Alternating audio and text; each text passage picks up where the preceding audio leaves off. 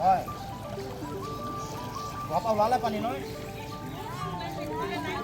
সেইটো চাইডে নাই ওলোৱা মই এইফালে অকণমান দ যেন পাইছোঁ হয় নেকি মই এতিয়া আছোঁ শিৱসাগৰৰ বানপানীৰ মাজত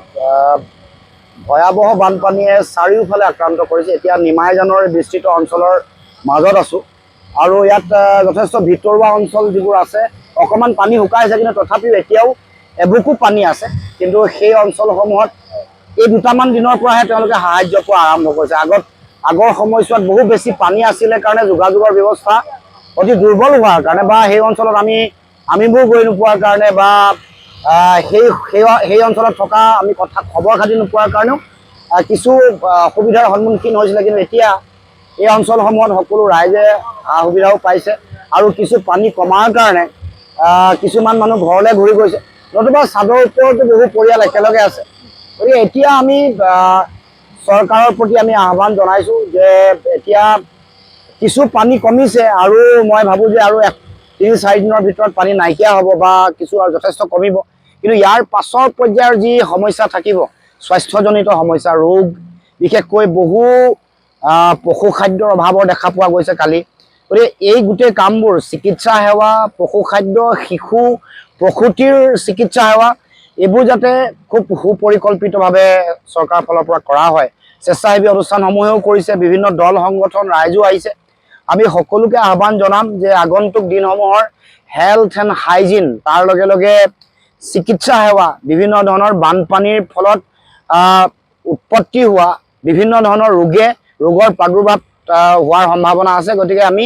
সকলোৱে সন্মিলিতভাৱে এই বিপদৰ সময়ত যাতে সকলোৱে লাগে আৰু সকলোৱে সেৱা আগবঢ়ায় তাৰ কাৰণে সকলোৰে প্ৰতি মই আহ্বান জনাই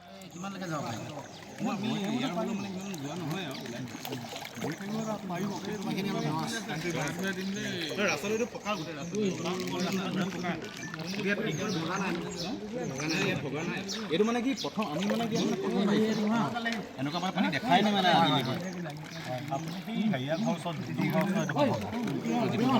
হেৰিখন চলাইছিলে যে ট্ৰেক্টৰ বস্তু ল'বলৈ মানুহ নাই জেগাত লৈ যাওক আৰু চিনি পালে নে আপুনি বাইদেউ আহিছে না চিনি পাইছে আমি আহোঁতে আমি সিফালে গৈছিলোঁ আপোনালোক বোলে গোটেইবোৰ সেইফালে গ'ল কাৰেণ্টটো নাই দিয়া পানী ওলাল নাই এতিয়াও ন ঠিক আৰু দিছোঁ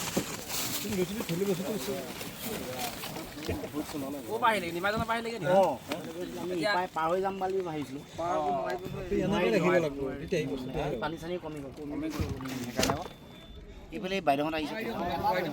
এই মোনাটো মেলি দিয়ক বাকী পানী ওলালে নাই এতিয়াও বৰ নোহোৱা বস্তু এটা হৈ গ'ল ন এতিয়া বস্তুবোৰ তাত নিমাজনত দিবগৈ লাগিছিলে তেতিয়াহে আমি গৈছিলোঁ সেইফালে